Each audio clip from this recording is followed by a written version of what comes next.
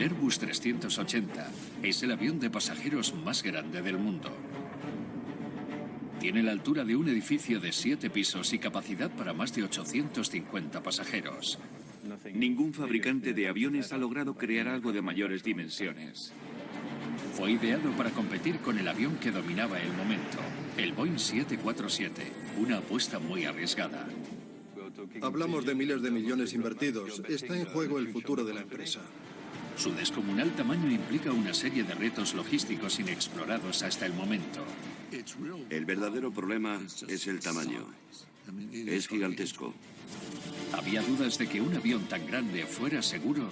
¿Qué pasa si hay una emergencia y hay que evacuar? Y de su respuesta en situación de riesgo. Jamás había visto un avión con tal magnitud de daño.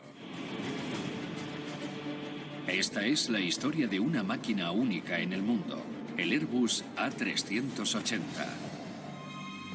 Singapur, 4 de noviembre de 2010. El vuelo 32 de Qantas sale del aeropuerto para una travesía de 8 horas hasta Sydney, Australia. El Airbus A380 es el avión de pasajeros más grande jamás construido. Ha estado volando durante 3 años sin ningún incidente aéreo y es el orgullo de la flota de Qantas. A los mandos, el capitán Richard de Crepini. Unos 3 minutos y medio después del despegue superábamos los 2000 metros de altura. Entonces se escuchó una enorme explosión.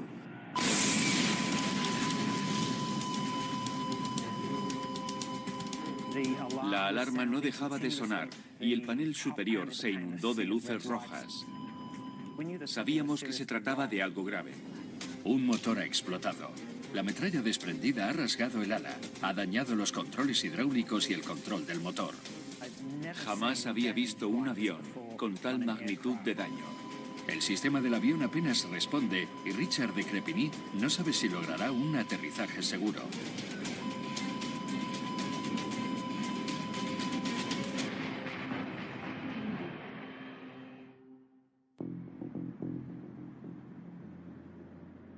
La historia del Airbus A380 comienza en 1988 en Toulouse, Francia. Jean Pearson, el presidente de Airbus, intenta revolucionar el mundo de la aviación. Quiere convertir a Europa en el estandarte de la construcción de aviones, un negocio dominado por América. Cuando Airbus entró por primera vez en el mercado a principios de los 70, ninguna aerolínea norteamericana le prestaba atención. Nadie tomaba en serio los aviones europeos. Airbus ya fabrica aviones pequeños y de mediano tamaño, pero solo abarca un 15% del mercado global. Para crecer, Airbus debe enfrentarse al mayor nombre de la aviación: Boeing. En 1988, el gigante americano fabrica casi 2/3 de todos los aviones comerciales, incluido el poderoso 747. A Pearson no le gustaba la idea de que para adquirir un avión de 400 asientos solo pudieras ir a Seattle y a Boeing. Y Pearson, conocido por sus colegas como el mayor oso de los Pirineos, rara vez se echaba para atrás. Es un apodo interesante, el oso de los Pirineos. Dirigía con mucha franqueza. Tenía una personalidad muy fuerte. A veces demasiado. Pearson planea ir directo a la joya de la corona de Boeing, el potente 747.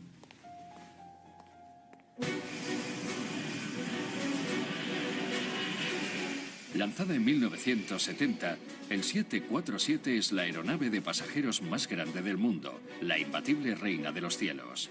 El 747 ha sido un avión legendario, de eso no hay duda. Puso la aviación a disposición de las masas, transformó la economía de las líneas aéreas. Apodado el Jumbo Jet, el tamaño del 747 permitió a las aerolíneas llevar más pasajeros a un coste menor y obtener enormes beneficios.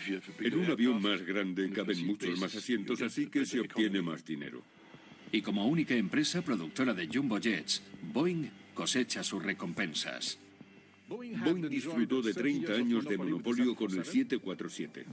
Boeing era de lejos el líder del mercado y lo controlaba prácticamente todo.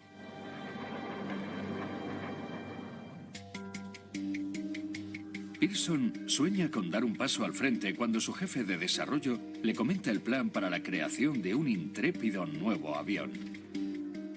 El concepto de la idea que le presentó a Pearson era la de un avión muy grande, más que el Boeing 747. No existía una ley en el mercado aéreo que prohibiese superar el tamaño del 747.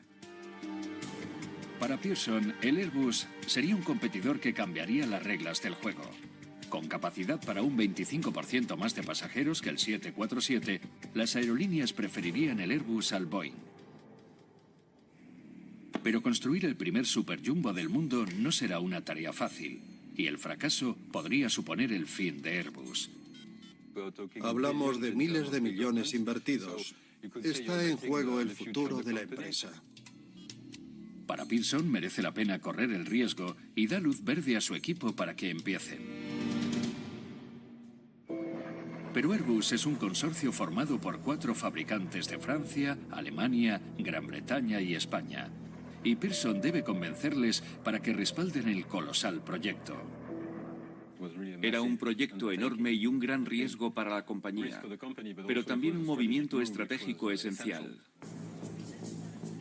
Tardaron 8 años en poner el proyecto en marcha.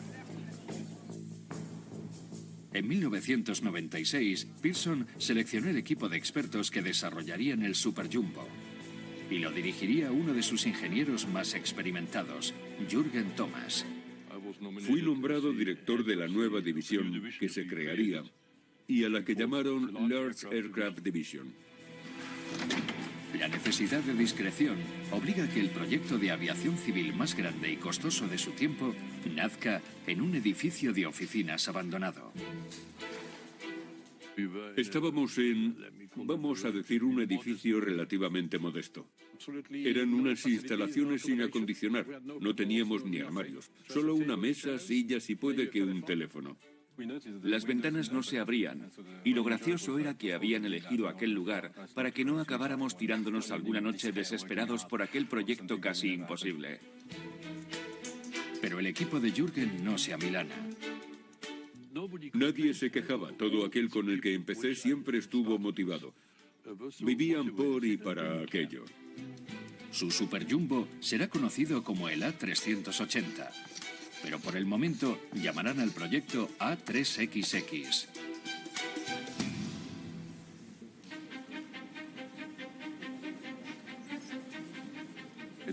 Desarrollaron una atmósfera en la que no paraban de buscar soluciones, compensaciones, debatían el tamaño de la nave, así todo el tiempo.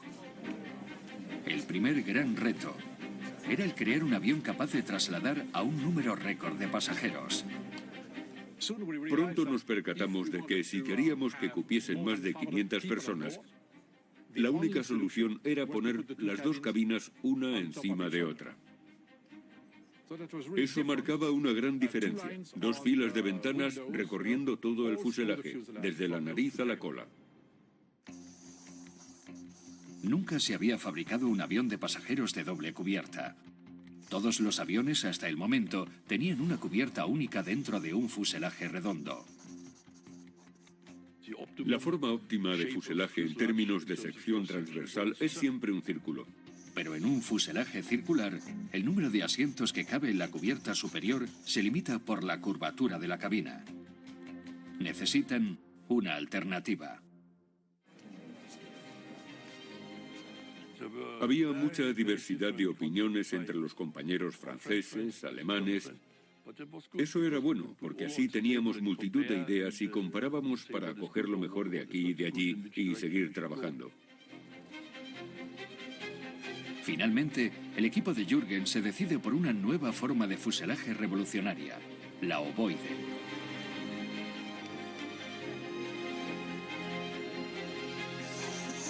La genialidad del concepto ovoidal es el aprovechamiento máximo de ambas cubiertas.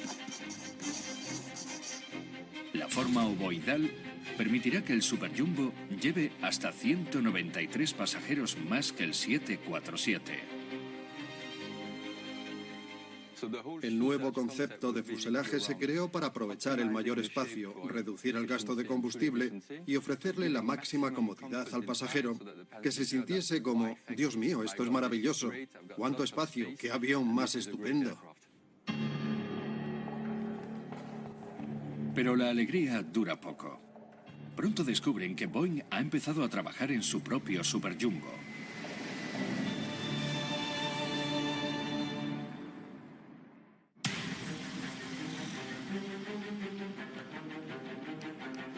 En 1996, Airbus pone en marcha los planes para construir el mayor avión de pasajeros del mundo. Pero Boeing oye rumores sobre un Super Jumbo europeo y en septiembre anuncian su contraataque. Aumentan el tamaño de su 747 para que compita con el Airbus A380. Un 747 de nueva generación. Dos nuevos diseños llamados 747, 400X y el enorme 600X. La carrera por construir un Super Jumbo continúa y Boeing lleva ventaja. A diferencia de Airbus, tienen un público fiel y una gran experiencia en construir grandes aviones. Trabajábamos bajo presión porque temíamos que nuestro competidor pudiera lanzar su proyecto. Trabajábamos bajo la amenaza de que Boeing nos volviera a adelantar. Había muchos nervios y los primeros meses fueron muy tensos. A esto se le suman las presiones del diseño a las que se enfrenta el equipo. La más importante es el peso.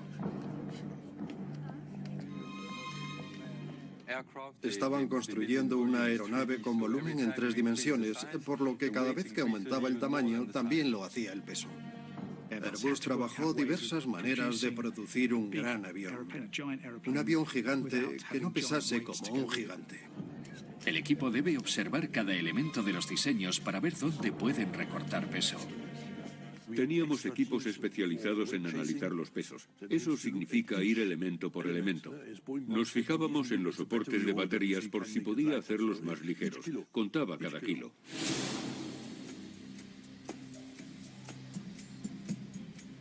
Entonces el equipo descubre un material muy ligero llamado Glare.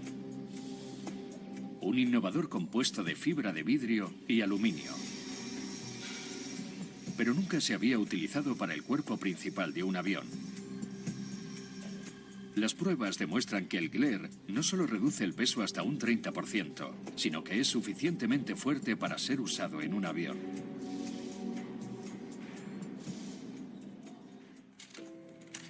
Pero aún con este ahorro de peso, el A380 sigue pesando 600 toneladas en el despegue, un 40% más que el 747. Y las alas tendrán que ser más grandes que las de cualquier avión.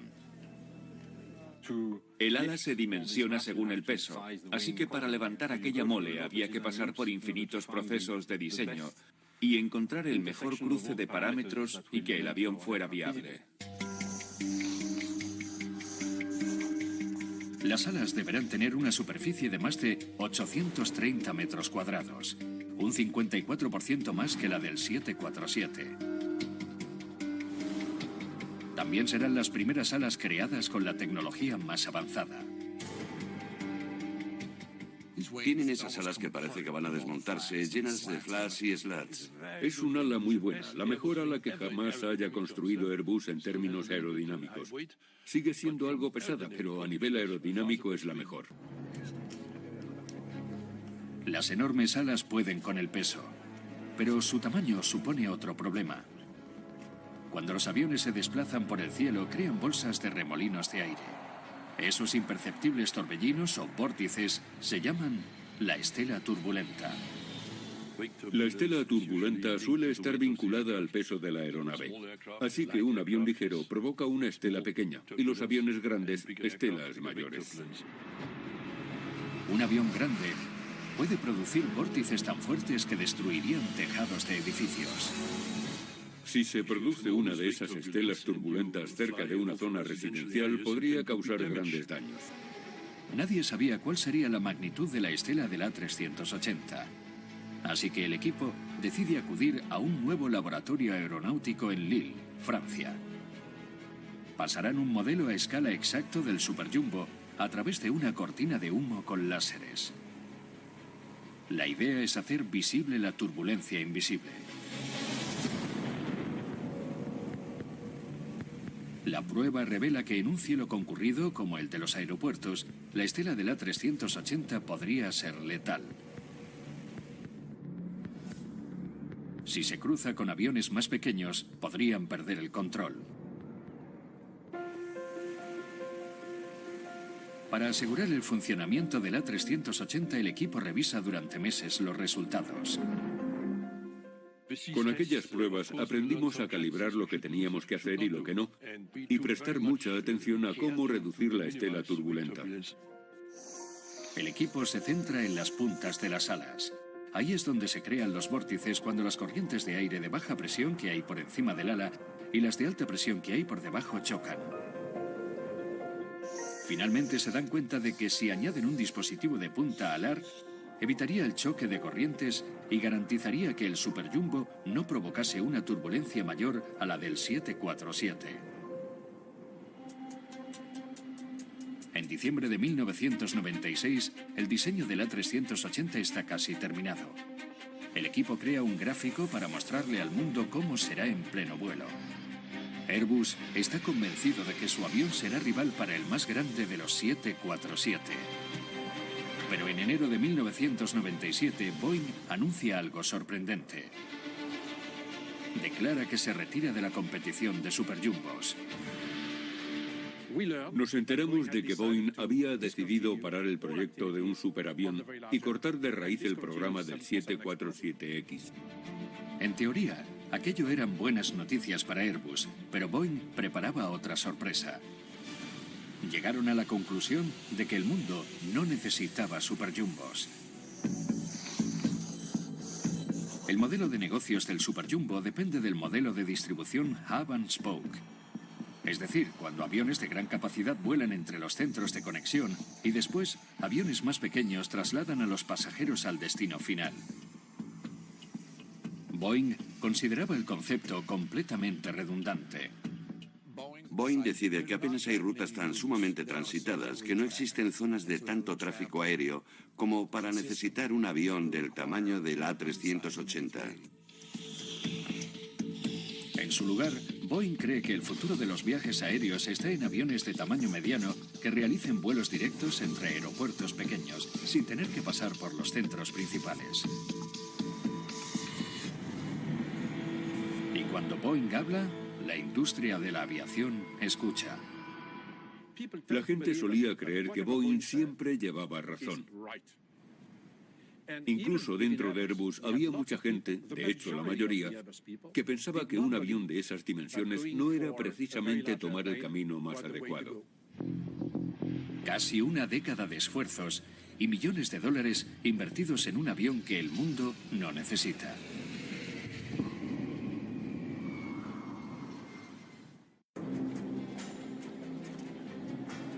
Jan Pearson, el presidente de Airbus, quiere construir el mayor avión de pasajeros de la historia.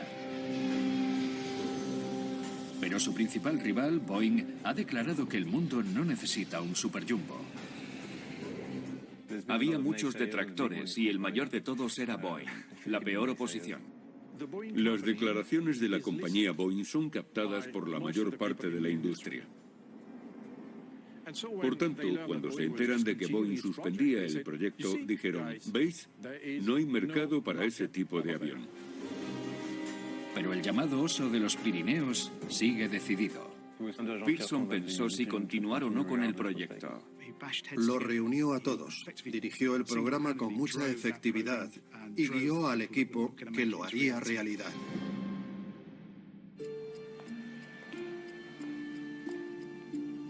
El ingeniero aeronáutico Charles Champion es elegido para supervisar la etapa más complicada del proyecto, la construcción del avión.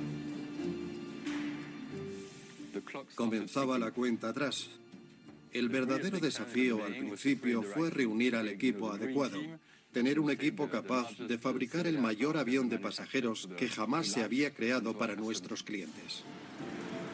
Pero antes de construir el A380, Airbus debe crear nuevas fábricas en 4 países diferentes. Eran espacios gigantescos. Y tener que construir algo tan grande por partes en distintos países de Europa para ensamblarlo en un lugar, logísticamente es una pesadilla.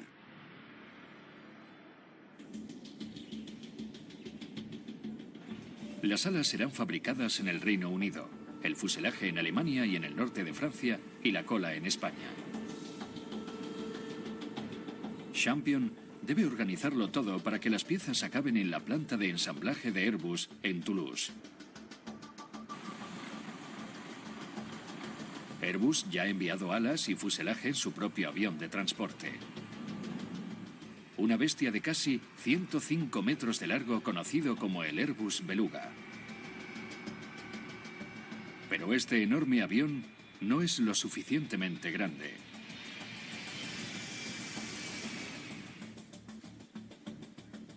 Los ingenieros consideran la idea de sujetar piezas del A380 al cuerpo de otros aviones, pero aquello no es práctico. Así que Champion debe idear algo nuevo. Para el equipo, diseñar desde cero un transporte con el que poder trasladar el A380 fue un tremendo desafío. Después de 15 meses, recurre a lo impensable. Un complejo convoy de barcos, barcazas y camiones inmensos, todos llegados al sur de Francia. Se exige una coordinación a una escala épica.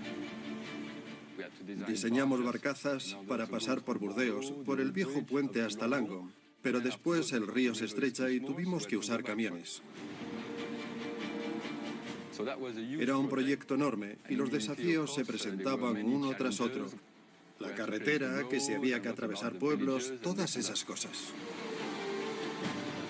En el pequeño pueblo de Levignac, las enormes piezas del fuselaje casi rozan las paredes de las casas al pasar. Colocaban partes del ala o del fuselaje encima del remolque tirado por tractores y pasaban por calles muy estrechas de pueblos franceses. No sé cómo lo hicieron, pero lo consiguieron. Después de un viaje combinado de casi 5.000 kilómetros, las piezas del avión más grande en la historia de la aviación civil finalmente llegan a Toulouse. Aquí, Charles Champion supervisará la construcción del avión civil de pasajeros más grande jamás construido.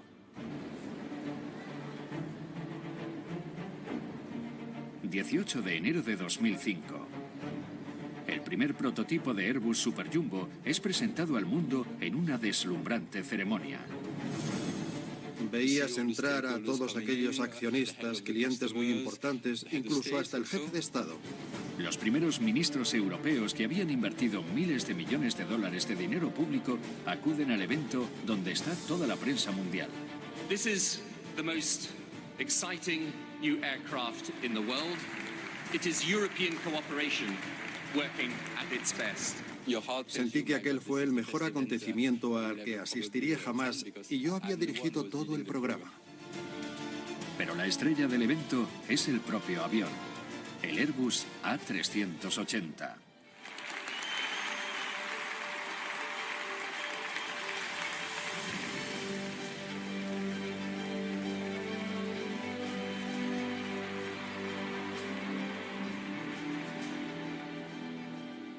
Es un momento muy emocionante en el que de repente te das cuenta de la magnitud del trabajo y del nivel de ambición. Era el avión más grande del mundo. Bajo aquellas sonrisas, aún quedaba una pieza por resolver. El Super Jumbo tenía que volar.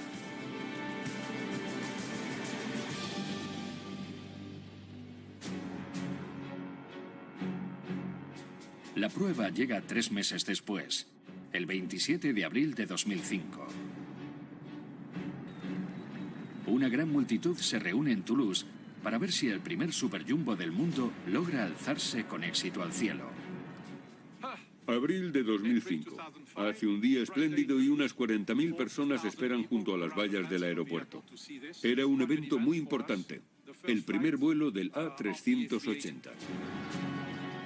Llega el momento de la verdad para los pilotos, que llevan paracaídas por si ocurre el desastre.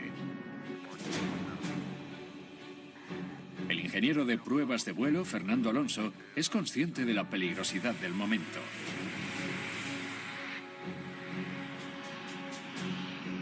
Cuando pilotas un avión por primera vez, algo puede salir mal. Y en el aire apenas hay tiempo de reacción. Es mejor ser precavido y saber qué hacer en cada momento antes de despegar. Je rappelle la procédure de décollage. Pendant la course au décollage, si quelqu'un voit quelque chose qui lui plaît pas, il peut gueuler stop et j'obéirai.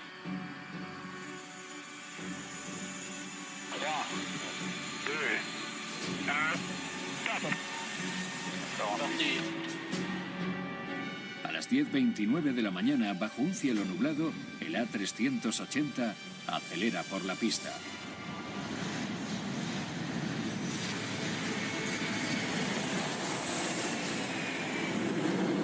La enorme máquina se eleva sin esfuerzo alguno hacia el cielo.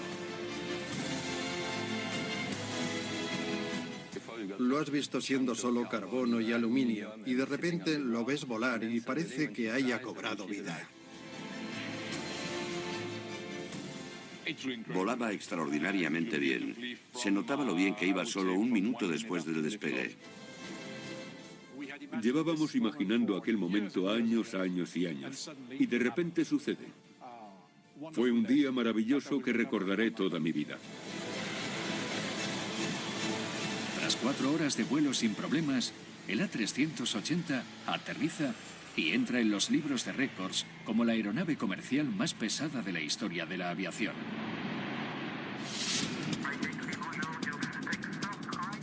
Durante los siguientes 19 meses, el avión pasa por 2.500 horas de pruebas de vuelo. Esto es una parte esencial para el certificado como aeronave.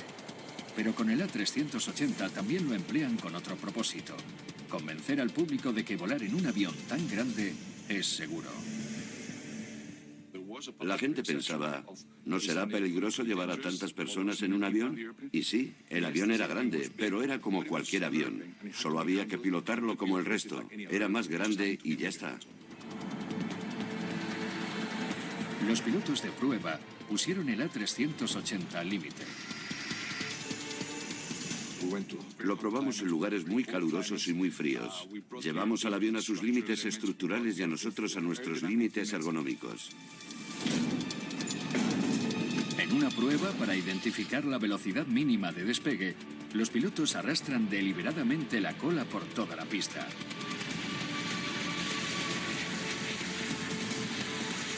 El A380 pasa todas las pruebas de manera brillante. El avión respondió estupendamente. Siempre voy a estar muy orgulloso de este avión, de sus alas y de todo el sistema. Pero la prueba más dura está aún por llegar.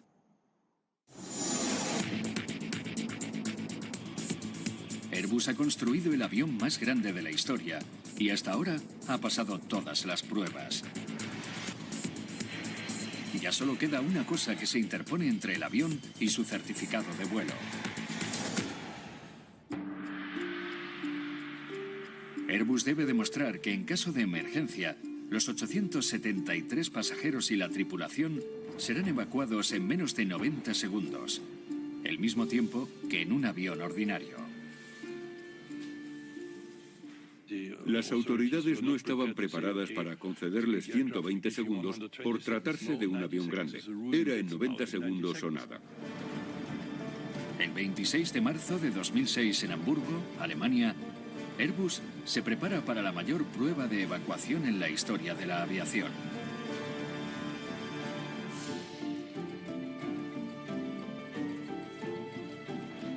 Para superarla, todos los que estén a bordo deberán ser evacuados por la mitad de las salidas en menos de 90 segundos. Y todo ha de hacerse en completa oscuridad. Fue un gran desafío con el que corríamos mucho riesgo. Y un fracaso nos hubiese causado muchos problemas. El destino del proyecto del Super Jumbo está en juego.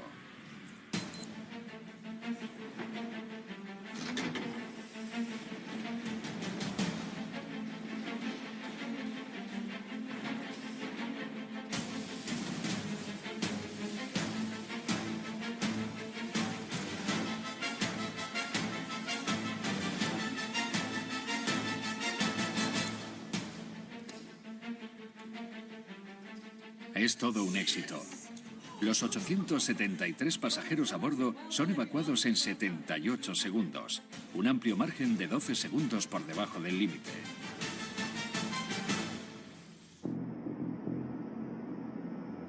Con el A380 certificado para el servicio de pasajeros, la demanda se empieza a notar.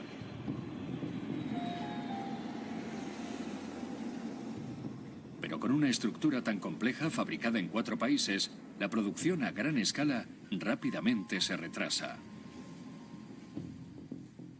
Era evidente que los aviones no iban a poder construirse ni por asomo tan rápido como Airbus había pensado.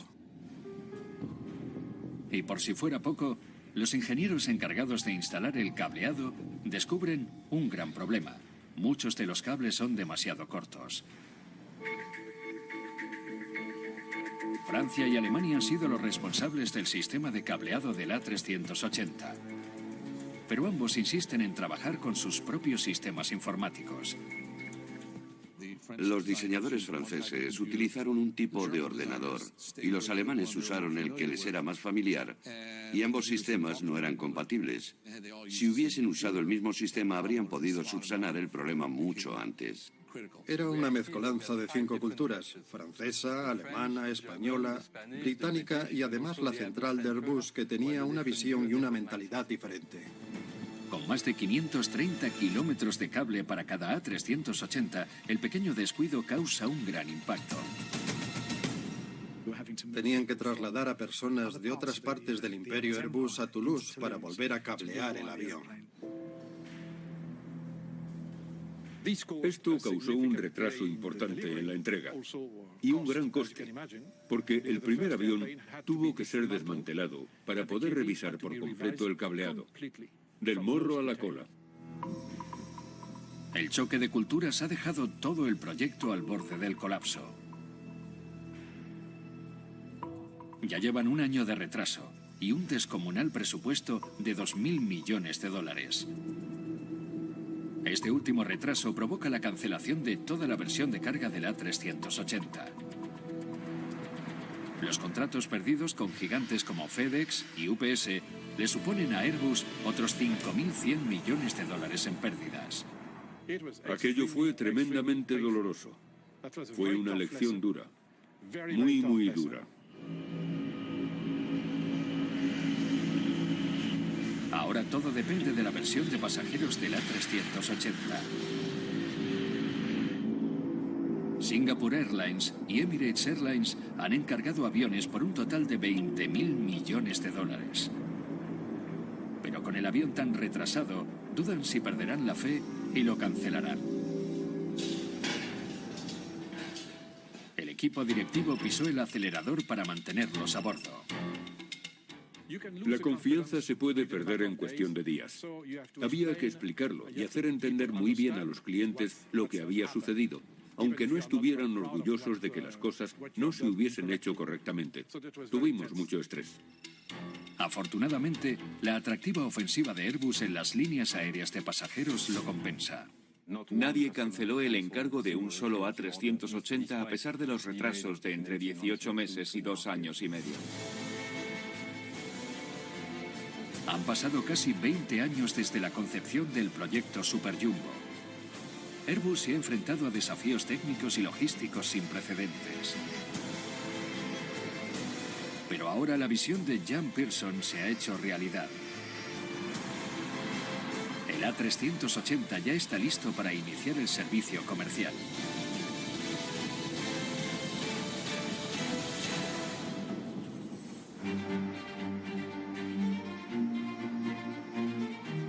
...25 de octubre de 2007. Nos vemos a bordo. Cientos de pasajeros suben a un A380 de Singapore Airlines para su primer vuelo comercial.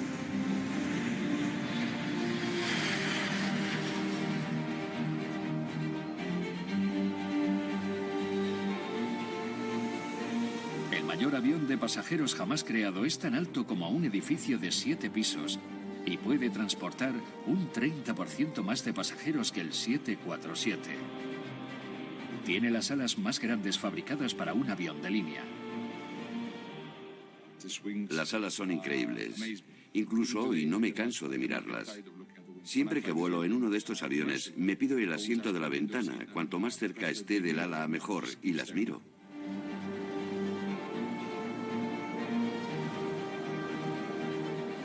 Los pasajeros del primer vuelo comparten la misma emoción.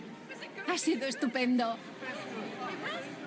La gente ha aplaudido durante el despegue y el aterrizaje también. Había un ambiente increíble. No ha sido un vuelo al uso, os lo puedo asegurar. Es un avión fantástico.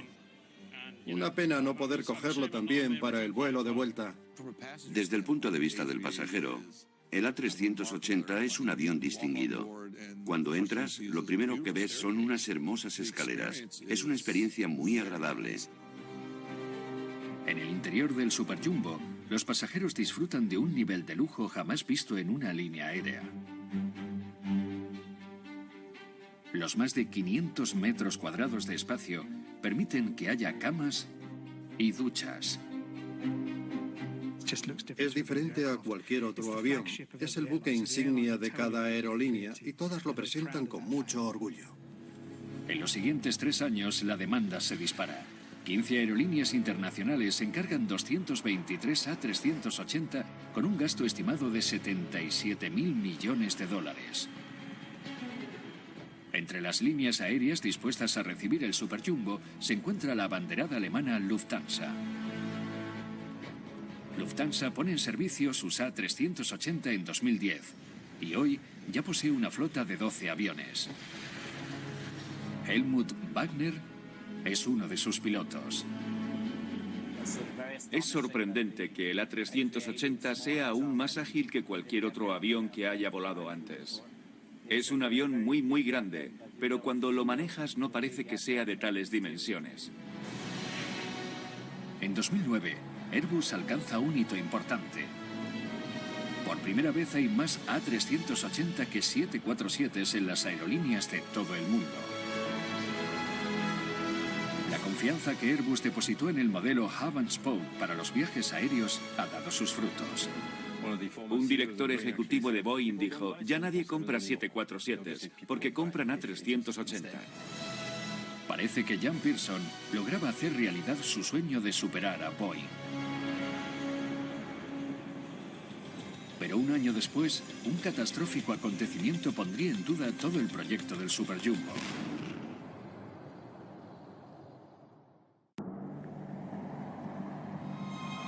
...4 de noviembre de 2010. El vuelo 32 de Qantas despega de Singapur para recorrer los 6.000 kilómetros que hay hasta Sydney con 469 pasajeros y la tripulación a bordo. Mientras el capitán Richard de Crepigny eleva el A380 a más de 2.000 metros de altura, de repente el pasajero Mike Tuck ve algo raro en la pantalla del asiento.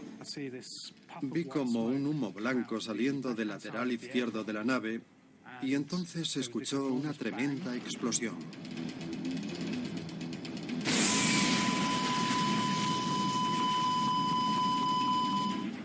De repente vi un enorme hueco rectangular en el ala. Uno de los motores Rolls-Royce del avión ha explotado y crea toda una lista de problemas a los que el capitán Crepigny debe enfrentarse.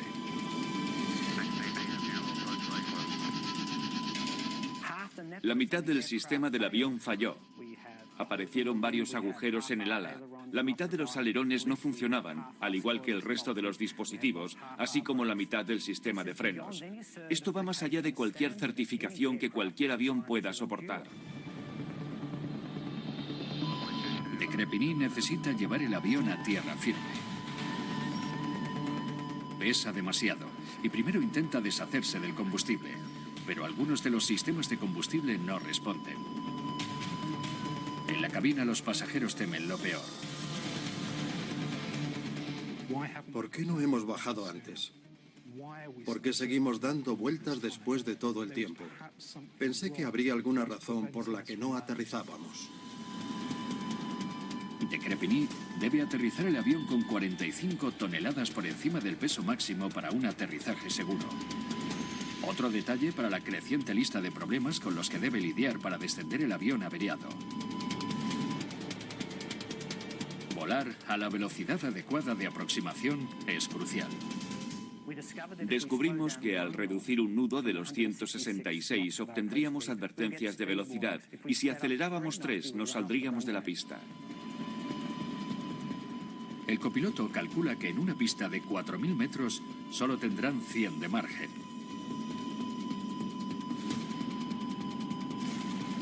De Crepigny alinea el avión para la aproximación final. Creo que podía sentir cómo el suelo se ondulaba. Supongo que era porque descendíamos muy rápido.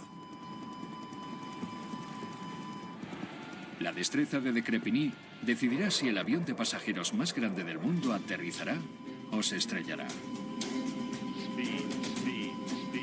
Cuando estábamos pasando de 150 a 90 metros de altura, nos alertaron con 2 advertencias de velocidad por ir peligrosamente lentos.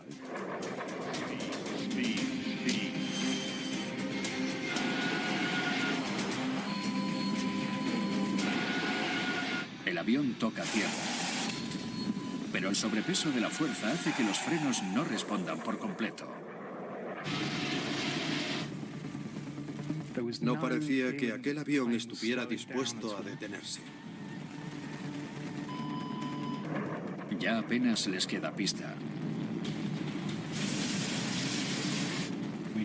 Al recorrer la pista de aterrizaje, era como si el aeropuerto hubiese pasado a nuestro lado a 240 kilómetros por hora. Finalmente, el avión comienza a detenerse. Conseguimos detenerlo antes de tener que usar los 100 metros que teníamos de margen.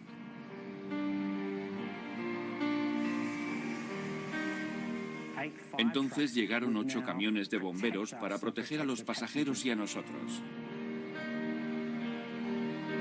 Ahora es cuando pueden ver el verdadero alcance de los daños. Toda la sección de uno de los grandes motores ha sido arrancada.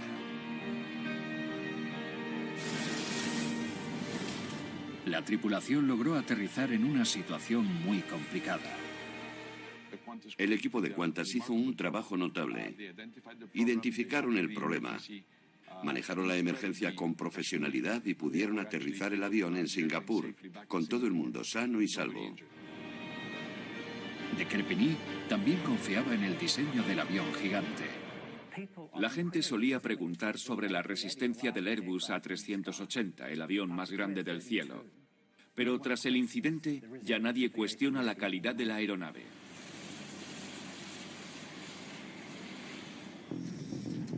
De inmediato, los fabricantes del motor Rolls-Royce investigan las causas de la explosión. Al parecer, aceite de una pequeña fuga se había colado en el motor caliente y empezó a arder causando un incendio y posteriormente la explosión. Los fabricantes estudian cuál es la mejor opción para que no vuelva a pasar. Fue el primer accidente grave que sufrió un A380, pero el Super Jumbo estaba preparado para superarlo. Por desgracia, casi todas las aeronaves pasan por una serie de incidentes. Y si estas cosas no hubiesen pasado, se habrían averiado y explotado motores mucho antes. El avión estaba tan bien diseñado que incluso con los sistemas a medio gas lograron aterrizarlo con todo el mundo sano y salvo. Hace 29 años, el jefe de Airbus, Jan Pearson, aceptó uno de los mayores retos de la historia de la aviación. Desafió el dominio de Boeing, apostando por el futuro de su empresa de superjumbos. Siempre hubo un impulso inicial a querer aportarlo todo por el programa, un programa de aviones grandes. Pero este en concreto venció a todos. Ningún fabricante se ha atrevido a intentar hacer algo semejante. A380 es el factor común entre los principales aeropuertos del mundo. No solo es superior al Boeing 747, sino que hace que Airbus aumente la cuota de mercado del 15 al 50%. Con la llegada del A380, Airbus dio un paso adelante en la industria. En el mercado hay 150 asientos y dos únicos jugadores, Airbus y Boeing. Pero el A380 también transforma la manera de volar. Sin el A380, las aerolíneas tendrían que volar con más frecuencia por ser aviones pequeños. Eso es más movimiento, más coste y un cielo abarrotado. Los que estuvieron detrás del A380 fabricaron un avión